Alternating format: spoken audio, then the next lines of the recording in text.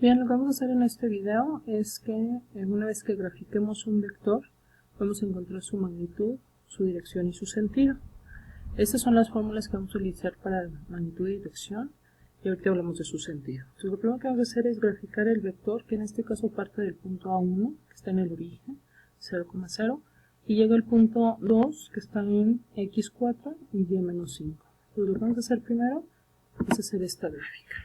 En este caso parte de un punto que está en 0,0, a quien le voy a llamar A1, y un punto que está en A2, en este caso lo voy a poner en 4, y me voy a bajar hasta el menos 5 en Y.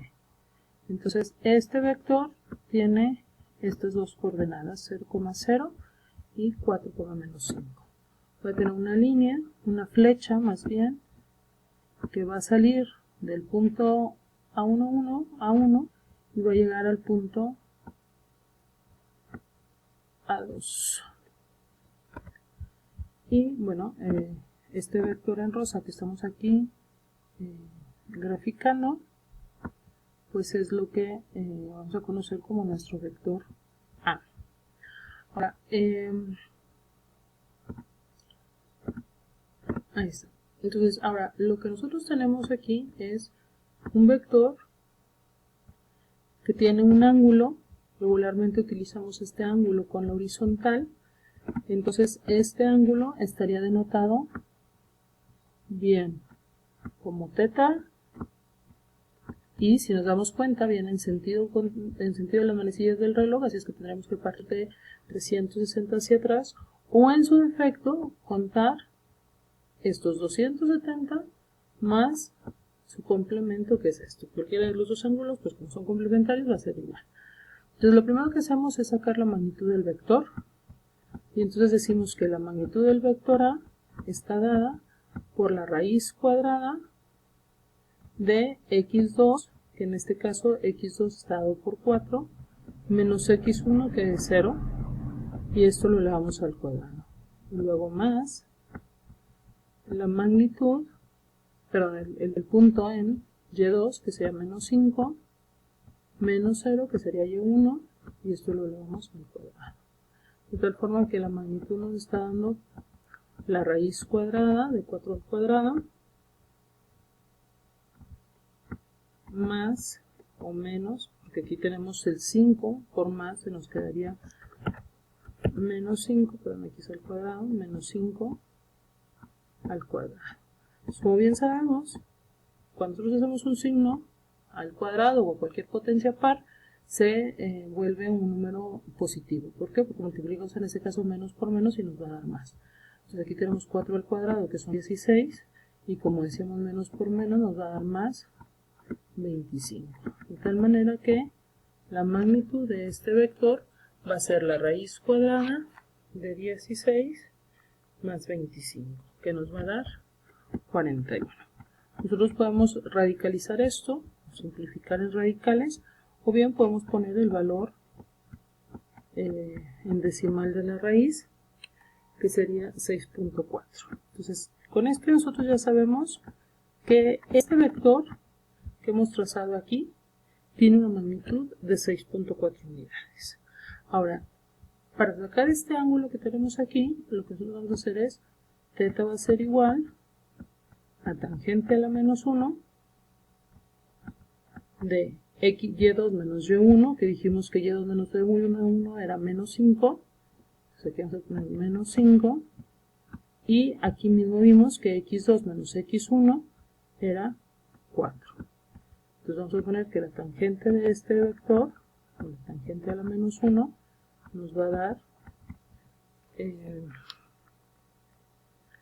menos 1.25.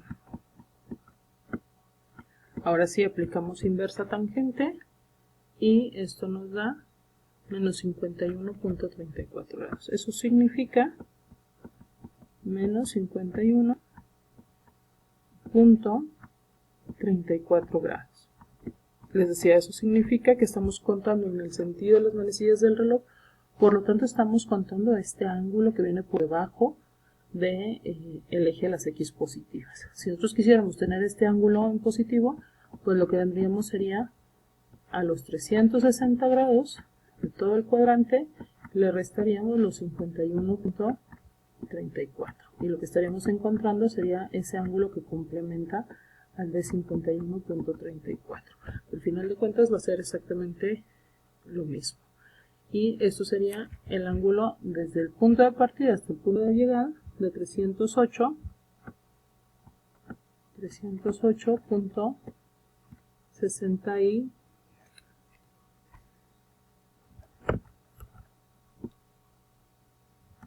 Punto 65.9 grados. Cualquiera de los dos es correcto. Entonces en este momento yo sé cuánto vale la magnitud del vector y sé cuánto vale el ángulo de este vector. Si yo quiero decir, oye, ¿cuál es el sentido? Bueno, el sentido está en el cuarto cuadrante de mi plano cartesiano. O en su defecto está en X positivo y Y negativo. Entonces, eso es lo que nos da el sentido. El sentido es hacia dónde estamos dirigiendo el vector.